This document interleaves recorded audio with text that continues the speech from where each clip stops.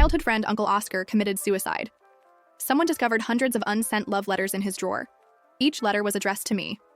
So in this second chance at life, when my mother asked if I wanted to marry my childhood friend Avery, I shook my head and resolutely chose to marry his uncle Oscar instead.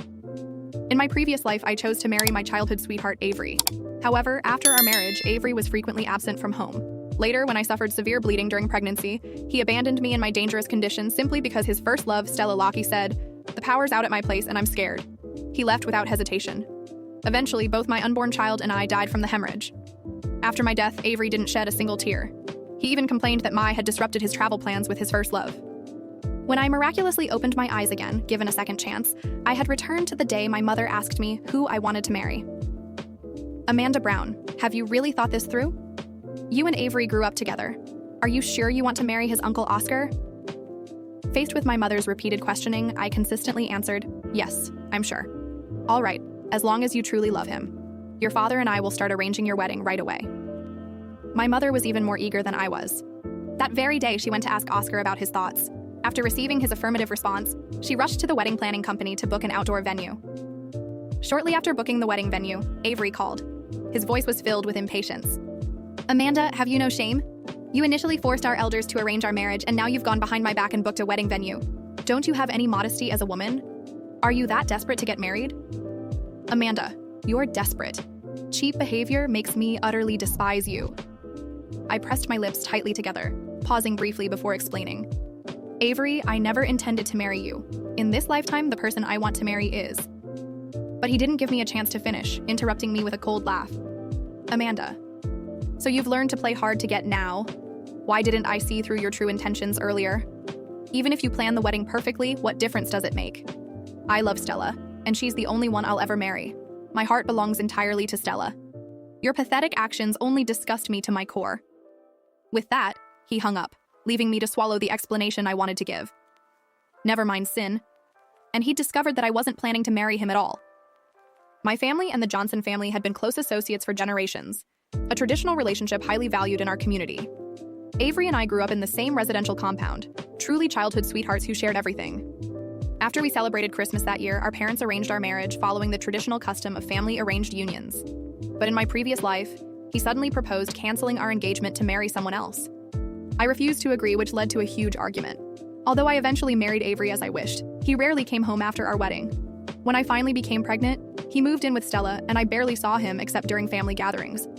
As my due date approached, the senior family members who traditionally in family matters forced me to return home. However, on the first night back, we had a fierce argument that caused me to hemorrhage severely. I was terrified and begged Avery to take me to the hospital. But one phone call from Stella was enough to make him leave. In the end, both my unborn child and I died. My poor baby never even had a chance to see this world. After my death, Avery didn't even attend my funeral, immediately taking Stella on vacation instead. My parents, heartbroken, fell ill from grief and passed away shortly after. My family's assets ultimately fell into Avery's hands, while he and Stella grew old together, surrounded by children and grandchildren. In my previous life, my decision to marry Avery led to a devastating tragedy resulting in the loss of. In this life, I absolutely cannot make the same mistake. I must protect those who truly love me. After we finalized the wedding venue, my mother kept urging me to pick out a wedding dress. Oscar Hunter had already selected our wedding rings abroad, designed by one of the most renowned international designers. Since he was negotiating business overseas and couldn't return immediately, he sent me a black card as an apology. I had reserved the latest wedding dress from Christmas, a high-end designer brand which had just been air-shipped. This morning, the store assistant called to invite me for a fitting, but as soon as I walked into the bridal shop, I saw Avery sitting in the waiting area. When he looked up and saw me, his brows immediately furrowed tightly. "What are you doing here?" I answered softly, trying on a wedding dress. Perhaps my expression was too, as he seemed surprised before scoffing. "Amanda, are there really no other men in this world? Do you absolutely have to marry me?" I stared at this all too familiar face before me, a bitter smile forming at the corner of my lips. I simply couldn't connect this man with the Avery who once carried me on his back when I had stomach pains desperately running through pouring rain. Ever since Stella appeared, he was no longer the Avery who had carefully protected me. Fortunately, in this life, I finally didn't have to be entangled with him anymore. I looked at him calmly and responded coolly, "Avery, I told you I'm not going to marry you. You're right. There are other men in this world, and I won't cling to you anymore." With that, I walked straight into the wedding dress display area without giving him another glance. However, before I could, Avery suddenly grabbed my wrist with a quick jerking motion, his tone severe. "Amanda, what exactly are you trying to do?" I struggled to break free, but his grip was too strong. I sighed helplessly. "Avery, what do you want?" I said. "I'll never want to marry you in this lifetime, and I won't bother you anymore. Isn't that exactly what you want?" He glared at me with a cold smile. "You deliberately chose today to try on wedding dresses, and you say you don't want to marry me?" He glanced toward the fitting room, his eyes full of love. "Stella is the only woman I'll ever love. Give up already. I told my family last night that I'm canceling our engagement. Even if my entire family disagrees, I'm going to marry Stella, no matter the cost." The cost Avery mentioned was simply giving up everything the Johnson family had given him. He had started a company, which was doing fairly well, but compared to the Johnson family enterprises, it was nothing. I smiled politely and said softly, "Well, I wish you both happiness. Don't worry, I'm getting married to someone else soon, so our engagement is already void." I gestured for Avery to let go, but he kept staring at me, refusing to release my wrist. "Amanda, what game are you playing now? Who else could you possibly marry besides me?" My wrist hurt from his grip, bringing tears to my eyes. Just then, Stella walked out. She explained in surprise, "Avery, what are you two doing?" Avery immediately released my hand and rushed to Stella's side, trying to take her hand. When Stella instinctively pulled away, he quickly understood and softened his tone, saying, "I'll go wash my hands thoroughly in the restroom." While Stella and I locked eyes, and hers were filled with undisguised contempt and triumph. That's when I noticed she was wearing the wedding dress I had reserved. The store assistant who followed her out called anxiously, "Ms. Locke, this dress has already been reserved by someone else. Please look at other styles. We just received several new designs by AIR this morning." Stella glared at the assistant angrily and said in a harsh tone, "My fiancé is the future heir of the Johnson family and is very close with your boss." My fiancé said, "I can try on whatever I want. He can afford it. Besides, this dress was only reserved, not purchased. Why can't I try it on?" She turned to me with malice. "Right, Amanda. Even marriages can be called off, let alone a reserved wedding dress." The assistant finally noticed my arrival and was nearly in tears. "I'm so sorry, Ms. Brown. This dress just arrived this morning, and I didn't have time to put it away before Ms. Locke tried it on. I didn't want to make things difficult for the assistant, and besides, I no longer wanted a dress someone else had worn." I smiled nonchalantly at the assistant. "It's fine. If Ms. Locke likes it, let her have it. You received your store's crown jewel this morning too, right? Take me to see that one." I patted the black card in my bag. Since my future husband was so eager for me to spend his money, I'd indulge him just this once. Avery came out just in time to hear my words. He looked at me. "Amanda, can you stop embarrassing yourself?" I said. "I'm marrying Stella, not you. Why are you making a fool of yourself? And do you even know how much that crown jewel costs? 10 million? How could you possibly?" I smiled, took out the black card, and handed it to the assistant. "No need to try it on. I'll take it." I turned and left, with Avery's shocked expression and Stella's jealous glare following me. That evening, I had a video call with Oscar. This was my first time talking face-to-face with him since my rebirth, and I felt somewhat nervous. We agreed to go to the Civil Affairs Bureau to get our marriage certificate on the morning of his return. Although we were about to become husband and wife, I still found it a bit amusing, considering we barely knew each other. Avery called immediately after interrogating me. "Amanda, where did you get the money to buy such an expensive wedding dress? You haven't been doing something shady behind my back, have you? And your behavior at the bridal shop today was deliberately targeting Stella, wasn't it? Didn't I warn you? Bothering my fiancé? You've been busy preparing for a wedding these past few days just to force me to marry you, right? Let me tell you, no matter what you do, I will never marry you." I had just finished my call with Oscar and was in a good mood, but Avery completely ruined it. Irritated to my core, I snapped back, "Avery, this is the last time I'm explaining this to you. The person I'm marrying is not you." He was driving me absolutely insane, but no matter how I explained, he refused to believe me. That night, Avery updated his Facebook, getting our marriage certificate on the 18th of this month with my first love. All friends are welcome to witness our happiness. Good for them. They were getting their certificate. As fate would have it, Oscar and I had scheduled to get ours on the same day. Avery had been busy taking wedding photos while Stella these past few days, so he hadn't bothered me again. On the day we were to get our certificates, I wore my multi-million UN wedding dress and waited for Oscar outside the Civil Affairs Bureau. Just thinking about his stunned expression when he would see me made me smile softly. I deliberately waited until after Avery and Stella had gone inside before getting out of my car, as I didn't want any unnecessary trouble on such an important day. But unexpectedly, I couldn't avoid it. "Amanda, is that you?" A man who entered after me called out immediately, drawing the attention of Avery's group waiting in line ahead. "My God, today is Brother G and his wife's big day, and you're dressed so formally. You're truly a dedicated, pathetic follower." Wearing a wedding dress and chasing him all the way to the Civil Affairs Bureau. Hearing the commotion, Avery walked over. When he saw it was really me, his face darkened with contempt and he shouted, "Amanda, what are you doing here dressed like this? How desperate can you be? Do you think I'll marry you if you do this? If that's what you're thinking, you're wasting your time. I will never marry you. The only person I'm marrying is Stella." As he spoke, he pulled Stella close and looked at me provocatively. I was both speechless and amused. I said firmly, "I've told you the person I'm marrying is not you. I'm dressed like this, but not for you. My fiancé will be here any minute, so please stay away from me." His friends burst into laughter, mocking me for going to extremes to marry Avery, joking that I had taken being a desperate admirer to Amanda. "We're all tired of your playing hard to get. Stop dreaming. Brother G is about to get his marriage certificate with his. If you're that desperate to get married, just pick one of us. Honestly, I'd like to try being Brother G's devoted follower for once." With a disdainful smirk, Avery sneered, "You guys are really interested in such a boring, flavorless woman. Forget it. Whoever can get her, she's yours. I wouldn't take her even if she were given to me for free." Hearing Avery's insulting words, my anger boiled over. I raised my hand to slap him, but he caught my wrist. I glared at him fiercely, my eyes burning with rage. "Avery, are you incapable of understanding? I've said it before, the person I'm marrying today is not you, and the person I've always wanted to marry was never you." He didn't get angry. Instead, he laughed with cruel amusement. "Amanda, who would believe that? You've been dreaming of marrying me since you were 5, and every Christmas for years you've been crazy in love with me, even resorting to forcing a marriage. But now you say you're not marrying me. Fine. Tell me then, where's this person you're dressed up for? It's been quite a while, and there's still nowhere to be seen." I yanked my hand away from his grip. My face flushed red.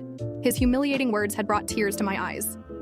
Just then, a deep voice sounded from behind me. "Avery, let her go." When I opened my eyes again, lying in my childhood bedroom with the same warm ceiling light flickering faintly above me and the distant hum of my mother cooking in the kitchen, I knew this wasn't a dream. It was a miracle or a curse, depending on how I chose to see it, because I had lived this moment once before, and the last time, it led me straight to a slow death in a hospital bed while the man I loved rushed off to comfort someone else, leaving me and our unborn child to bleed alone. In that life, I married Avery, my childhood sweetheart, the boy who once carried me through storms and tied bows in my hair, and I thought that was love, that history meant loyalty, that affection meant devotion. But I had been wrong. I saw it all now. When I was pregnant and bleeding, Avery left because Stella said she was scared. He didn't hesitate. When I died, he didn't cry. He took her on a trip instead. And later, I learned he inherited everything. My parents' estate, my family's wealth, their legacy, after my mother and father died from grief. Meanwhile, buried in a drawer in the room I was now standing in again, there sat a box of unsent letters from Uncle Oscar, Avery's quiet, stoic uncle, each one addressed to me, each one brimming with the love he never dared speak, the heartbreak he carried alone until he chose to end it all. He died loving me in silence. And I died chasing someone who never loved me back. But not this time. This time, when my mother walked into my room and asked me if I had thought about marriage, if I still wanted to marry Avery like our families had planned, I didn't hesitate. I looked her in the eye and said, "No, I want to marry Uncle Oscar." Her spoon clattered into the pot. "Amanda, what did you just say?" she whispered, blinking as if she hadn't heard me correctly. I repeated, "I want to marry Oscar Hunter." She looked pale, confused, then quietly sat down, watching me for a long time. "You and Avery? You two were so close? You really want to marry his uncle?" I nodded, slowly but firmly. "Yes, I'm sure." Her eyes searched my face, and after a moment, something in her expression softened. "All right," she said. "As long as you're certain. I'll speak to your father. We'll begin arrangements right away." And just like that, the first thread of fate was cut and retied in a new direction. That same day, she contacted Oscar. He was overseas on business but responded quickly and formally, stating that if Amanda truly wished it, he would honor the marriage. What he didn't know, what no one knew, was that I remembered everything. The letters, the suicide, the pain he carried so quietly. This time, I would choose him before it was too late. I would love him not as an obligation, but as a choice. My mother was even more enthusiastic than I expected. She called the wedding planners that afternoon, secured an outdoor venue by the lake, and began flipping through dress catalogs with the giddiness of a woman planning her own ceremony. I thought things were finally falling into place, until the phone rang. I didn't need to check the screen. I already knew it was Avery. I answered calmly, but his voice was already sharp. "Amanda, have you no shame? You forced our families into an engagement, and now you're going behind my back booking wedding venues? Are you that desperate?" I closed my eyes, steadying myself. "Avery, I never intended to marry you," I said carefully. "In this life, The person I want to... He cut me off with a cold laugh. Spare me. You're just playing hard to get now, huh? Let me guess. Next you'll be showing up at my wedding in a white dress, begging me to stop the ceremony. Amanda, it's pathetic. I wanted to scream the truth into his ears to show him the memories that still haunted me, but I knew he wouldn't believe me. You love Stella, I said quietly. So go be with her. I won't stop you. But he had already hung up. In the days that followed, his words haunted me like an old injury that ached when it rained. Still, I held my head high. The wedding venue was booked. My dress was being tailored. Oscar, though still abroad, sent a black card with a handwritten note. Use this freely. I want you to have whatever you desire. It made me smile. He didn't ask questions. He trusted me. And that alone meant more than every moment of history I once shared with Avery. But fate has a cruel sense of humor, and it wasn't long before I walked into the bridal boutique only to find Avery seated there with Stella, watching her try on the very dress I had reserved. I stood frozen, caught between timelines, between the woman I used to be and the one I was becoming. Avery looked up and sneered. Amanda, are there no other men in this world? Do you really have to marry me? I gave him a bitter smile. No, Avery, I told you. I'm not marrying you. There are other men in this world and I've found mine. He looked stunned for a moment, like he didn't recognize me, and that brief flicker of confusion gave me all the courage I needed to walk past him. He grabbed my wrist roughly. What are you trying to prove? He hissed. That I'll come running back? I tried to pull away, but his grip was too tight. Avery, I said calmly, what do you want from me? I'm not bothering you. Isn't that what you wanted? And before he could respond, Stella appeared, wearing my dress, the one I had reserved. Her eyes gleamed with cruelty as she clung to Avery's arm. The assistant apologized profusely, but I only smiled and said, It's fine. Let her have it. I'd rather not wear something secondhand anyway. I reached into my bag and handed the assistant Oscar's black card. Show me the store's crown jewel. No need to try it on. I'll take it. Avery's jaw dropped. Stella's face went white.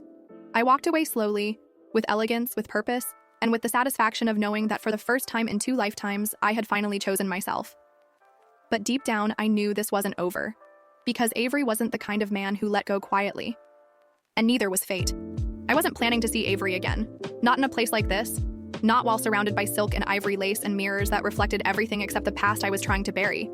But life, at least the version I'd been granted in this second chance, had a cruel sense of humor, and as I stepped into the bridal boutique, the assistant's voice still echoing in my mind about the arrival of the crown jewel dress, there he was, sitting like some smug prince beside Stella Locke, who was casually modeling the very wedding dress I had reserved weeks earlier with my own name tagged on the hanger. The sight stopped me in my tracks. Not because I was shocked. No, I had already predicted this would happen. But because some part of me still found it surreal that Avery could so seamlessly erase our history, our childhood, the promises he once whispered in snow-dusted winters, and replace it all with that mocking smile as he stood to meet me, eyes narrowed with disdain. What are you doing here? He snapped, as if the space belonged to him. I answered evenly, trying on a wedding dress, and though my voice was soft, it was enough to draw attention. His brows furrowed, confused by my calm, before he scoffed and stepped closer. Amanda, are there really no other men in this world? Do you absolutely have to marry me? I stared at the man in front of me, remembering the way he once carried me on his back during a childhood fever, how he promised I'd always come first, how those words became a dagger the moment he left me bleeding in a cold bedroom because Stella said she was scared of the dark, that Avery was gone. What remained was this hollow man whose ego couldn't comprehend being unwanted. I told you, I said, my voice cool. I'm not marrying you. There are other men, and I'm not clinging to you anymore. I moved to walk past him, but he grabbed my wrist, his grip firm, bruising. Amanda, what exactly are you trying to do? He hissed. You show up here on this day at this store and expect me to believe you're not doing it to get to me? I pulled back, but he refused to let go. Avery, I said I don't want to marry you. Why is that so hard to understand? My tone had risen now, sharp and clipped. Isn't this what you always wanted? Me out of your life? You and Stella can do whatever you please now. You're lying, he said, his voice low. You chose today on purpose. You planned this. I laughed bitterly. Planned what? To be publicly humiliated by you again? No, Avery. That part of my life is over. As if summoned by the sound of her own name, Stella emerged from the fitting room, her tone filled with faux surprise. Avery, what's going on? Her voice dripped with venom masked in innocence. Are you and Amanda fighting again? She walked out wearing my reserved gown, the one I had flown in from overseas, and turned slowly as the assistant trailed behind her, panicked and breathless. Ms. Locke, the assistant stammered. That dress has already been reserved by another client. It's not available for try-on. Stella turned, placing a hand on her hip. Reserved, but not purchased. Isn't that right, Amanda? She said, voice sweet as poison. And besides, my fiancé is Avery Johnson. He's very close with your boss, and he said I can try on whatever I like. She turned to me, her eyes glittering with malice. Even marriages can be called off, Amanda, let alone a reserved wedding dress. The assistant looked at me, mortified, near tears, but I didn't blame her. This wasn't her battle. I offered a soft smile. It's all right. Let her have it. Stella blinked, caught off guard. If that's what she wants, I'm sure the dress will suit her perfectly, I added. Besides, I wouldn't want to wear something that someone else already left their scent on. I turned to the assistant, patting my bag. You mentioned your crown jewel arrived this morning, the one by AIR? She nodded quickly. Take me to see that one, please. I'll take it. I pulled out the black card Oscar had sent me, his name embossed in gold on the sleeve. Avery's face changed instantly, his expression stiffening as he took a step forward. Amanda, can you stop embarrassing yourself? He snapped. Do you even know how much that dress costs? 10 million? What, did you take up fraud just to get back at me? I turned to him with a calm, polite smile. No need to try it on. I'll buy it now. The assistant's hands trembled slightly as she took the card, as if uncertain she was allowed to complete a transaction of that scale without a manager's approval. But I had already turned away. Behind me, Avery was frozen in place, his jaw tight, and Stella's knuckles were white where she gripped her purse. I didn't look back. That night, I had my first video call with Oscar. It was the first time I had seen him in this life, not through a casket, not through an old photo, but face to face. His hair was slightly messy from the time difference, his tie loosened, his eyes tired but warm. You look beautiful, he said, almost shyly, and my heart softened in a way I hadn't expected. We confirmed the date we'd meet at the Civil Affairs Bureau. The 18th, he said. I'll be there first thing in the morning. After we hung up, I felt something I hadn't felt in years. Hope. But then the phone rang again. Avery. Amanda, he barked, not bothering with a greeting. Where did you get the money to buy that dress? Who gave you that card? Don't tell me you're doing shady things behind my back. I closed my eyes, exhaled, and said for what felt like the 100th time, Avery, I'm not marrying you. But he didn't listen. You planned all of this to provoke Stella. You've been parading around in your fake engagement just to manipulate me? I hung up. And when I opened social media an hour later, I saw his latest post, getting our marriage certificate on the 18th. Me and my first love, Stella. All friends welcome to witness our happiness. I stared at the screen for a moment, then smiled. Good for you, I whispered. That's the same day Oscar and I get ours. But I had a feeling fate wasn't done with either of us yet. The morning of the 18th dawned crisp and windless, the kind of day that carried weight in the silence, as though the air itself knew lives were about to shift, and I took extra care with everything I did. From the way I styled my hair to the final glance at my reflection as I stepped out in the multi-million yuan wedding dress Oscar had gifted me, not as a display of wealth, but as a quiet promise that I would never again be someone's second choice, never again be the woman left behind, while her life bled out onto cold sheets. I arrived early to the Civil Affairs Bureau, but didn't exit the car immediately. I had asked my driver to park discreetly a little distance away, waiting until I saw Avery and Stella enter the building so I could avoid the circus of confrontation. But fate, as always, had other plans. The moment I stepped out in my full white gown, clutching the simple bouquet Oscar had sent overnight with a handwritten note tucked between the stems, a man walking behind me stopped and shouted my name. Amanda, is that you? His voice rang across the pavement like an alarm, and instantly, heads turned, including several from Avery's side who were standing in line for the certificate office. I froze.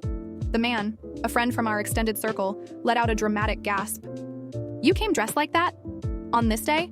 Amanda, wow, talk about desperate dedication. Murmurs began to rise. I felt their stares like needles, whispers swirling through the crowd like smoke. Stella's expression twisted into a smirk as she turned, linking arms with Avery as if to declare her triumph. Avery's gaze locked onto mine with visible irritation. He broke away from the line and stormed toward me. Amanda, what the hell do you think you're doing? He barked. Why are you here dressed like that? You think if you show up in a wedding dress, I'll change my mind? I took a breath, steadying my voice. I told you, I'm not here for you. But he only laughed, shaking his head. You're unbelievable. You're humiliating yourself. What, you thought showing up like this would ruin our big day? You thought I'd panic? Newsflash. I'm still marrying Stella. Always have, always will. He threw a possessive arm around Stella, who tilted her chin and looked at me like I was a beggar crashing a royal banquet.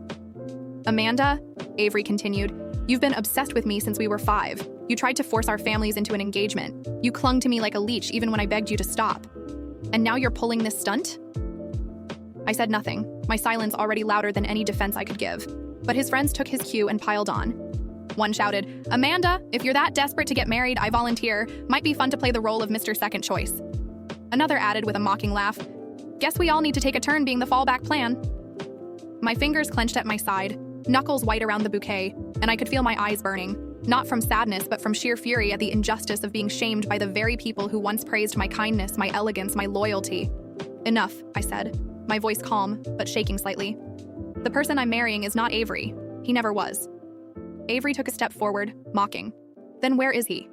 This so-called mystery fiancé of yours, huh? If he exists, why hasn't he shown up yet? Maybe he figured out what I already knew. You're a desperate liar who no one wants." That was the final push. I raised my hand, intent on slapping the arrogance off his face, but he caught my wrist before I could land the blow. I glared at him, heart pounding. "Let go," I hissed. "Don't touch me." He tightened his grip. "You want a show? Fine. Show us your groom then. Where is he?" And just as my breath caught in my throat and the crowd leaned in to laugh again, a deep voice broke through the noise like thunder splitting the sky. "Avery," it said, firm and cold. "Let her go." The voice came from behind me, calm yet commanding. I turned, and there he was, Oscar Hunter. Standing tall in a tailored black suit, his tie perfectly knotted, his posture rigid with quiet fury. His expression was unreadable, but his eyes burned with restrained power. He stepped forward slowly, his gaze never leaving Avery. "You heard me," he said again. "Let her go." Avery froze. His hand slipped from my wrist like it had been burned. Oscar came to my side and gently took my hand, lifting it with reverence. "Are you all right?" he asked softly, ignoring everyone else.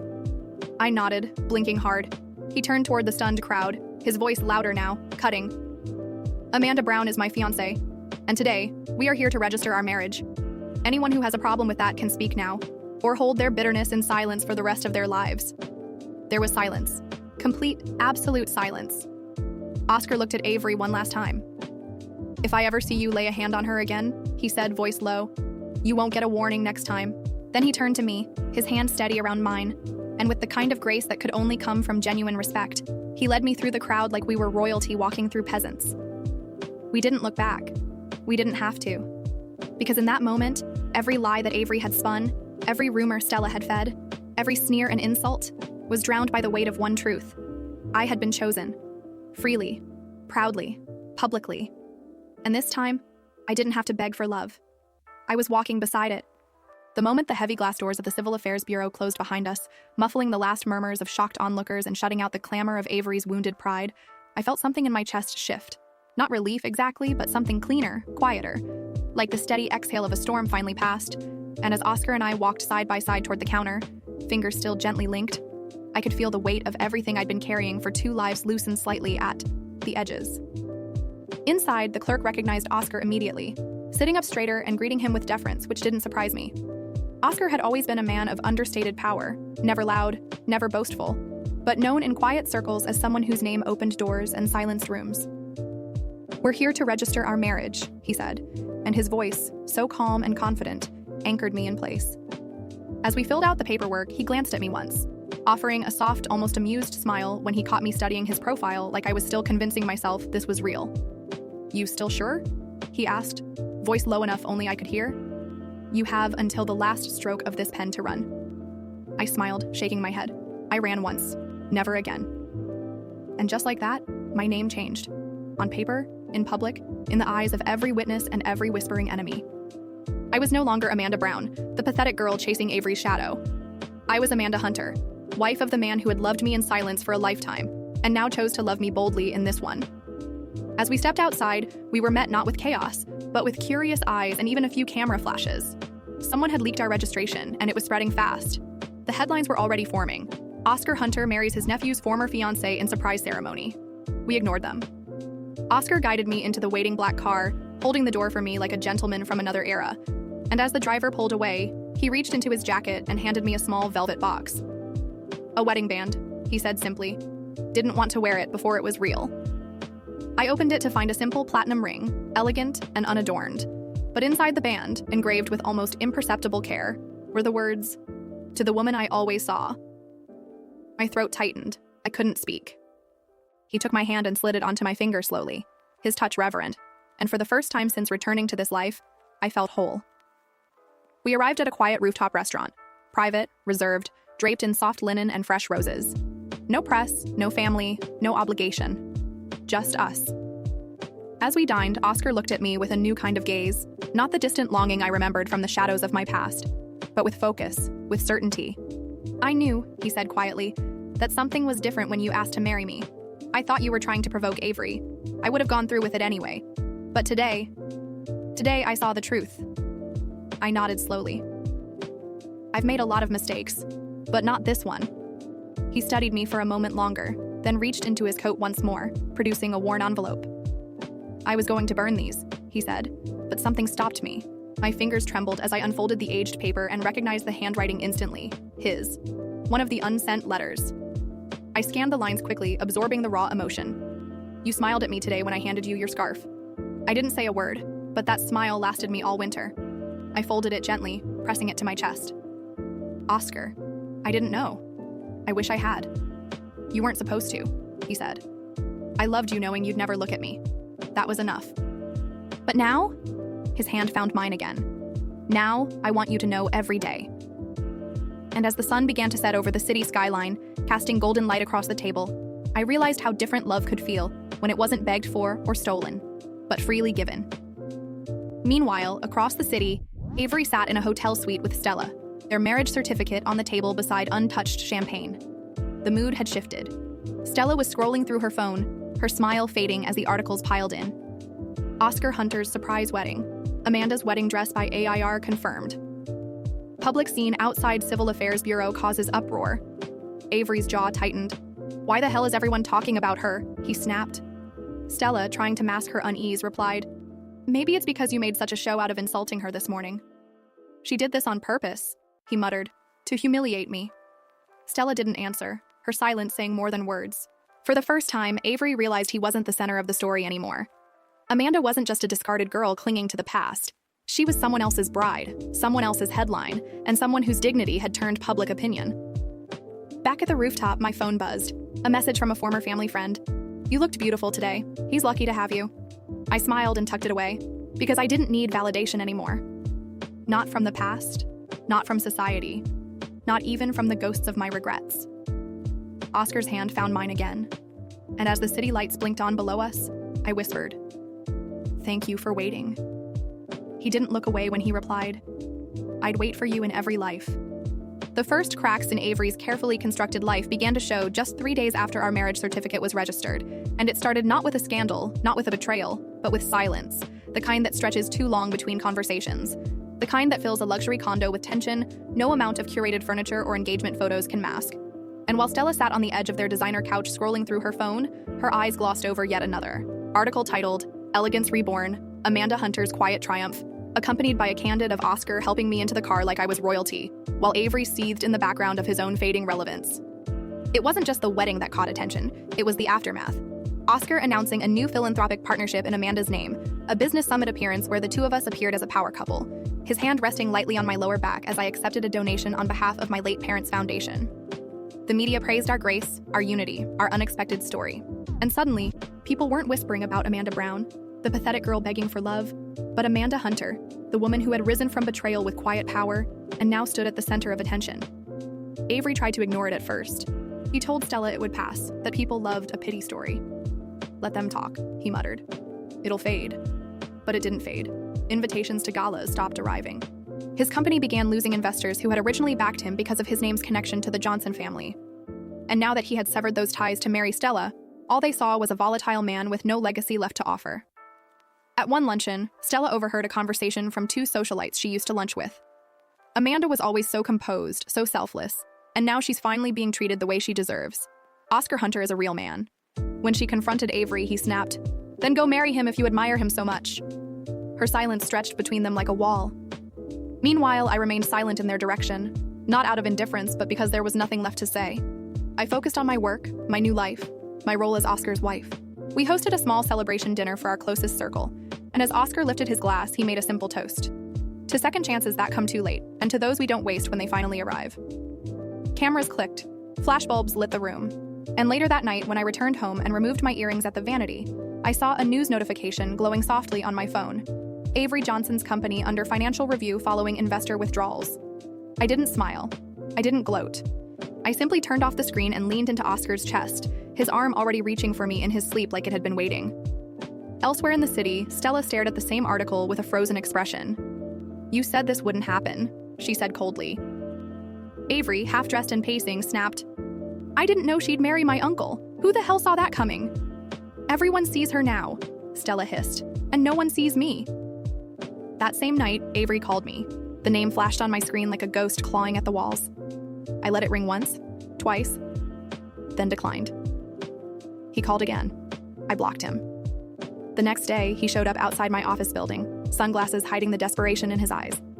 He waited by the front doors until Oscar arrived to pick me up, then tried to intercept us. "Amanda," he called out, stepping into our path. "Can I talk to you?" Oscar looked at me, waiting for my lead. I faced Avery calmly. "There's nothing to talk about." "Please," he said, lowering his voice. "Just a minute." I hesitated. Not for him, but for the version of myself that still needed closure. "1 minute," I said. He stepped aside with me, just far enough from Oscar to think he could try again. "I made a mistake," he whispered. "I thought I loved Stella. I didn't know what I had with you until it was gone." I stared at him, unmoved. "No," I said. "You knew. You just didn't care." He tried to laugh, but it came out hollow. "We were kids, Amanda. I didn't understand. I wasn't a kid when I begged you to take me to the hospital," I snapped. "I wasn't a child when I died alone because your first love said she was afraid of the dark." He flinched. "I never stopped loving you," he said. "You never started," I replied. "And it's too late now." I turned and walked back to Oscar, whose hand found mine without a word. We left Avery standing there, blinking into the sunlight like he'd just stepped out of a dream. That evening, Stella moved out. The announcement came quietly. No press, no photos, just an update on social media that read, "Sometimes we mistake comfort for love." Avery's empire collapsed slowly after that. Sponsors pulled out. His name lost its luster. And the woman he once dismissed as desperate now stood beside a man whose quiet presence commanded every room they entered. But I didn't celebrate his fall. I had risen for myself, not to watch someone else break. And as Oscar and I prepared for our private vow renewal, just the two of us, I received an old package from a courier, with no return address, just a name scribbled in the corner, Oscar Hunter. Inside was a single envelope. One last letter, still sealed, still waiting. My hands trembled as I reached for it, knowing the truth that had been buried with him in the first life was finally ready to bloom. And as I opened it, I knew exactly how I would end this story. Wait, the envelope was aged, its edges soft and worn like something passed through too many hands, though I knew it had only ever been held by one. The man who once stood in the shadows, watching me love someone else while his heart unraveled in silence. And now, years and lifetimes later, that same man was asleep in the next room, his breathing slow and steady, unaware that I sat at our shared desk holding the remnants of a love that never had a chance to speak its name. I traced the handwriting with my fingertips, hesitant, as though opening it would somehow undo all the progress we'd made, like reading the words from the past might haunt the present I'd fought so hard to rebuild. But something inside me whispered that this wasn't a goodbye. It was a beginning delayed, and so with trembling hands, I broke the seal. The letter inside was handwritten in blue ink. The lines slightly slanted, the way someone writes when their emotions move faster than their fingers. "Amanda," it began, "I know you'll never read this. I know this letter will sit in a drawer until I can't take it anymore and the silence becomes too loud. But I have to say it somewhere, even if it's just to the air around me. I love you." I closed my eyes, exhaling as the words sank into me. "I love the way you tilt your head when you listen. The way you always say thank you, even for the smallest things. I love how you try to act strong in front of everyone, even when your heart is breaking. I love how you never noticed me. And I don't say that bitterly, I mean it sincerely, because loving you without being seen was the only thing that made me feel alive." My chest tightened. I could picture him, Oscar from the past, alone in that cold apartment, writing with no expectation, no hope, only truth. "When you married Avery, I told myself that it was enough to have known you. But when I heard what happened, when I found out you were gone, and how and why, I broke. Because I should have said something. I should have stopped it. I should have told you the moment I realized. that your smile was the only thing that ever felt like home. The paper blurred as tears filled my eyes. If there's another life, he wrote, I'd choose you again. Even if you still didn't choose me. Even if I had to wait again. I'd wait forever if it meant seeing you happy, just once. I folded the letter slowly, pressing it to my chest, my heart echoing the ache of a man who once believed he'd lost me forever. But he hadn't. In this life, he hadn't. And now, he was mine. Not as a silent admirer, but as my partner, my equal, the man whose love never demanded, only offered. I slipped the letter into the drawer, not to hide it, but to protect it, like a sacred truth too fragile for the world's noise. That morning, Oscar found me standing by the window, the letter still clutched in one hand, the rising sun painting our bedroom in hues of gold and rose.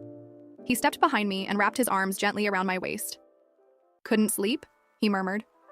I shook my head. I read one of your letters. He stilled, then quietly asked, was it too much? I turned in his arms and looked into his eyes, those same eyes that once watched me from across a room, silently loving, silently hoping. No, I whispered. It was everything. That afternoon, we drove to a quiet coastal town, far from the noise, far from the press, far from Avery's name still limping through the tabloids. We walked along the shore barefoot, our vow renewal planned for sunset. Just us. No guests, no spectacle, just promises whispered into the ocean breeze, and laughter that echoed off the cliffs like it had always belonged there. He slipped a new ring onto my finger, this one thinner, simpler, inscribed with 3 words only I could see. You chose me. And I had. In this life, I had. Not because I was forced, not because I was afraid, but because I finally understood what love was supposed to feel like. Safe, patient, quiet enough to hear your own heartbeat when everything else fell away. And as we stood there, waves lapping at our feet, I felt the last of the past fall away. The pain, the betrayal, the regret. Avery didn't matter anymore. Stella didn't matter. The girl I used to be, desperate and dying in a hospital bed, was gone. In her place stood a woman reborn, not in someone else's arms, but in the presence of a man who had waited not for perfection, not for reward, but for a chance. And when I gave it to him, he gave me the rest of his life in return. That night, wrapped in a blanket beneath a sky full of stars, I whispered, "Thank you for writing those letters." Oscar kissed my forehead and replied, "Thank you for finally reading them." And somewhere far away, in another life, I believe that first version of me, broken, breathless, begging for love, smiled softly, knowing she had finally been heard.